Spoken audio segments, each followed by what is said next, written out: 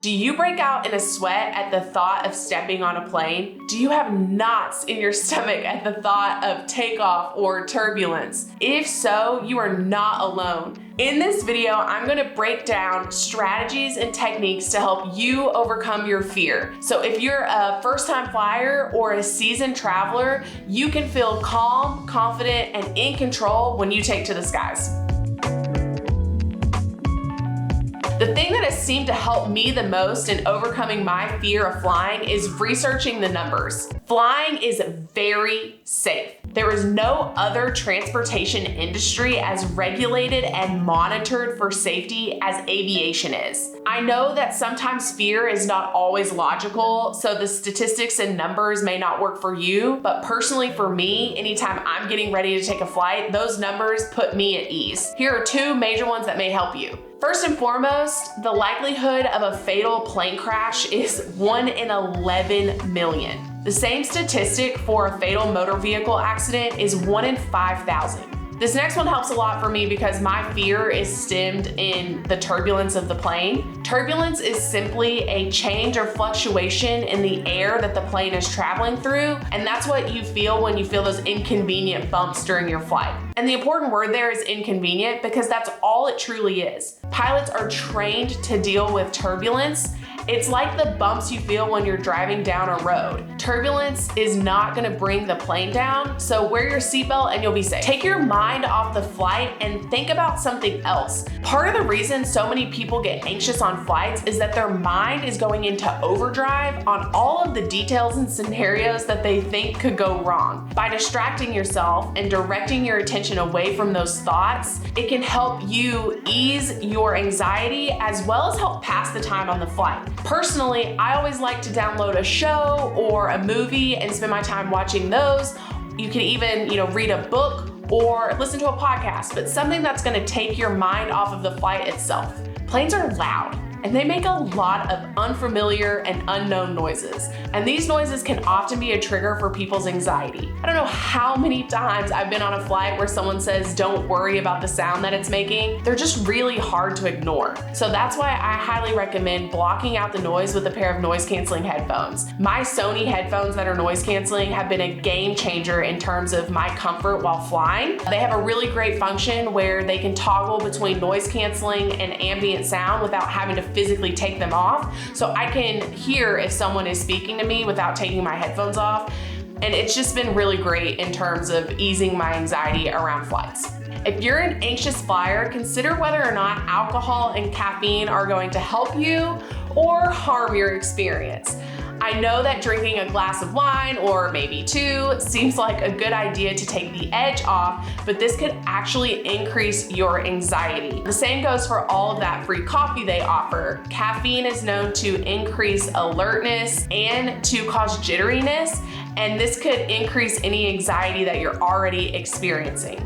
Additionally, dehydration is something that you need to watch out for. With the high altitudes and the dry air, if you couple that with drinking caffeine and alcohol, you could be getting dehydrated much quicker, and this can affect your mood and your mind. So honestly, water is your best friend on the flight.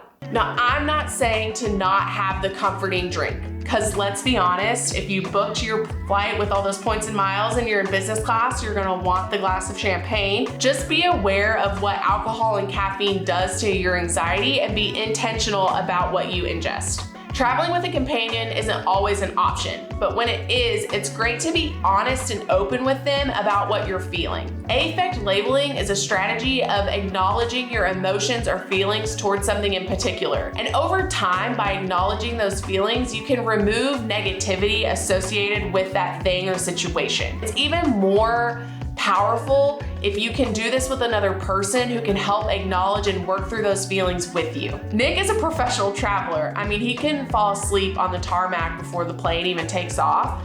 And so it's really helpful when I'm flying with him for me to be honest with him about how I'm feeling that particular day, and he can help me work through anything that I'm struggling with. I'm sure he would love it if I didn't poke and prod him every time the plane bumped, but he's a total champ, and he's definitely my support system when it comes to easing my flight anxiety. anxiety. There are a couple of mindfulness tricks that you can use to help ease anxiety during your flight. The first one are breathing exercises. Breathing exercises can help you slow down your heart rate and calm you down. There are lots of different types of breathing techniques, but honestly, you don't have to get fancy for this one to work.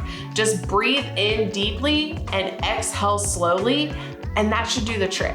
I personally use breathing techniques during the most stressful parts of flights for me, which is anytime I'm experiencing turbulence.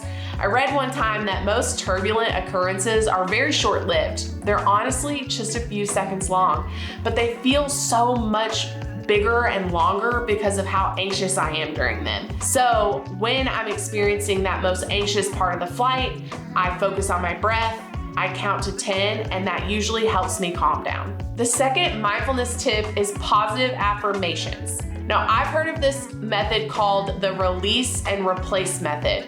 That's where you verbalize what your anxiety is and then rephrase it in a more positive manner. So for example, instead of saying, I'm afraid that this plane is going to crash, you would say, it's okay that I'm afraid to fly, but this plane is safe and I'm gonna be okay. Don't be your own worst enemy and don't let your anxiety build on negative feelings. A little planning can go a long way in helping ease the stress of flying. What time you arrive to the airport, what airline you fly with, what time of day you actually fly. All of these little decisions that you make are in your control and can help you have a better experience. I'm not particular when it comes to what airline I fly with, but I do feel that I am less stressed when I get to the airport early and when I have a window seat.